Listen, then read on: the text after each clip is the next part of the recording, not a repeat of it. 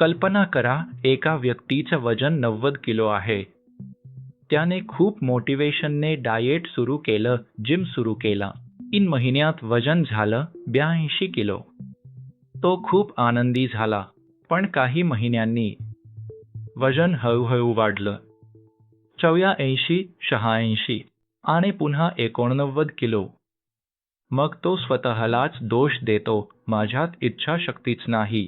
पण थांबा, यामागे फक्त इच्छाशक्ती नाही, बायोलॉजी सुद्धा आहे.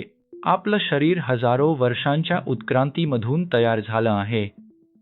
शरीरासाठी एनर्जी साठवणं आणि ती वाचवण्याचा प्रयत्न करणं उपयोगाचं होतं.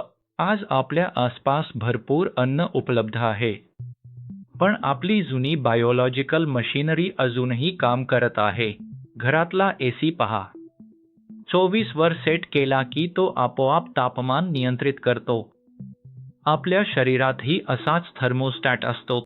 जेव्हा वजन कमी होतं, तेव्हा शरीरात अशा बायोलॉजिकल ॲडॅप्टेशन्स होतात ज्यामुळे ते वजन टिकवणं कठीण होतं.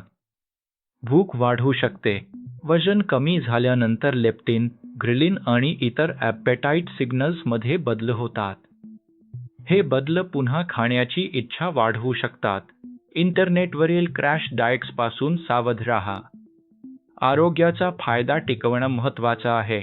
एक दिवस डाएट चुकलं की आपण पूर्ण कार्यक्रम सोडून देतो.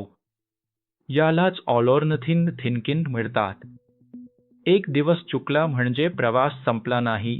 म्हणून लक्षात ठेवा, मोटिवेशनपेक्षा सिस्टम महत्त्वाची. घरात काय अन्न आणायचं, जेवणाची वेळ काय, हे आधी ठरवा.